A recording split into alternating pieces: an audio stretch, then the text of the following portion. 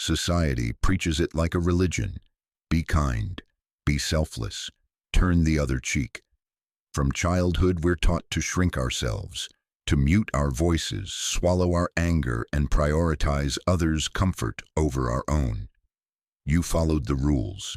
You became the listener who never interrupts, the friend who always sacrifices, the colleague who stays late to clean up others' messes. You handed out forgiveness like candy, gave your time like it was infinite, and silenced your own needs to avoid rocking the boat. And why? Because you believed the lie. If I'm good enough, the universe will repay me. But here's the kicker. What if your obedience is your own trap? The naivety of unchecked goodness. Here's the brutal truth. The world doesn't reward lambs in a den of lions. You've been sold a fairy tale, that kindness alone shields you from harm. But history, psychology, and the sharp edge of human nature tell a darker story. Goodness without strategy is like leaving your doors unlocked in a war zone. It's not noble, it's negligence. Machiavelli didn't mince words. A ruler who wants to survive must learn to be immoral. Translation: the wolves aren't playing by your rules. They're scanning for weakness.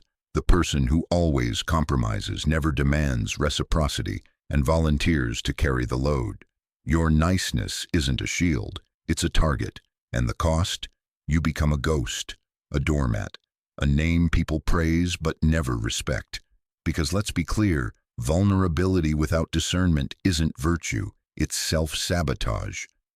The puppet strings of usefulness. Let's cut through the hypocrisy. Society doesn't want you to be good, they want you to be useful.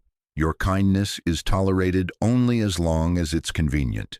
Your generosity is celebrated until it threatens someone's ego. Your loyalty is prized, right up until you demand it in return. Machiavelli's warning echoes louder here. The moment you stop serving their agenda, you become a liability. Think about it. When you're the one who always says yes, you're not a hero. You're a prop, a tool, a scapegoat waiting to happen. They'll praise your goodness while draining you dry, then discard you the second you draw a boundary. Why? Because conditional love is a transaction, not a bond. They respect your utility, not your soul. And the curse? You internalize it.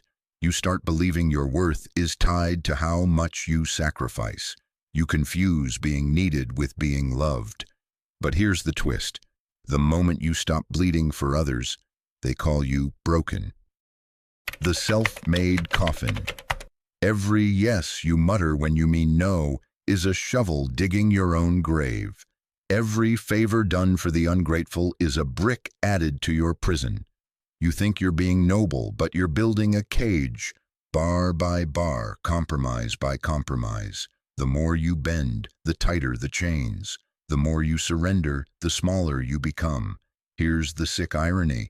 They don't even see it as manipulation. To them, your compliance is just how things are. You're the reliable one, the easy target, the human sacrifice who doesn't mind. And the worst part?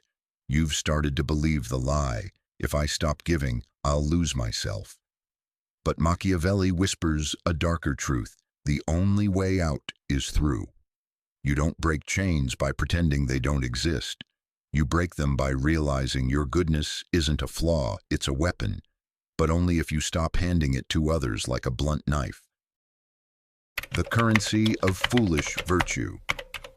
Let's perform an autopsy on your kindness. What's the value of generosity when it's siphoned by greed? What's the ROI of loyalty when it's poured into a bottomless pit? What's the point of being good if it turns you into a beggar, pleading for scraps of respect from those who feast on your soul? Machiavelli's lesson here is cold, hard economics. Power respects value, not virtue. Your kindness is worthless if it's not paired with discernment. Your generosity is currency, meant to be invested, not donated to the wolves.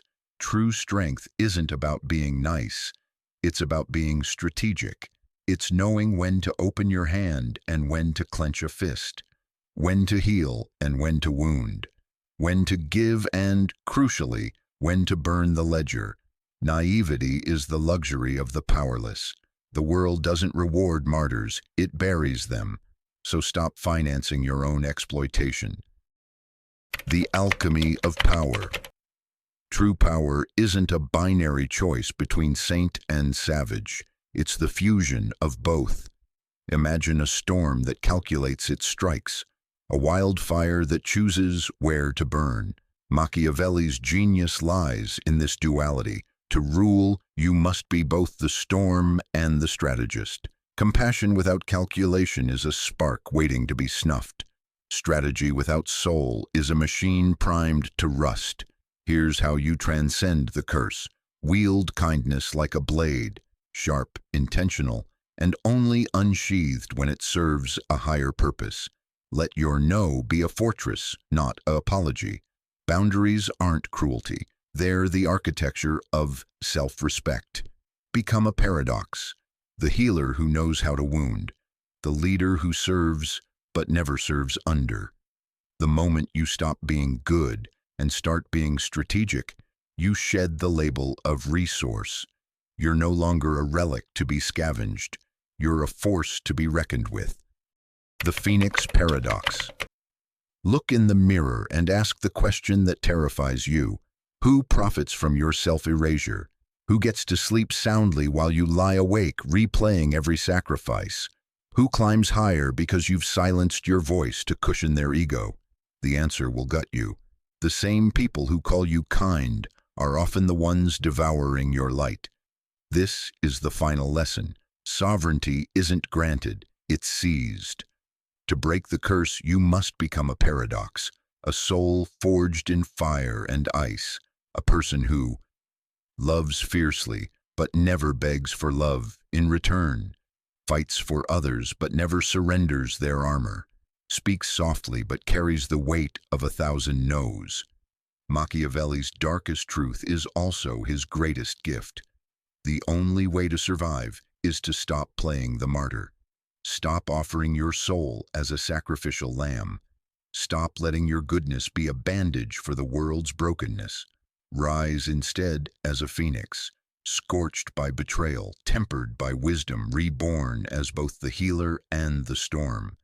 The world will try to bury you in your own goodness. Dig your way out.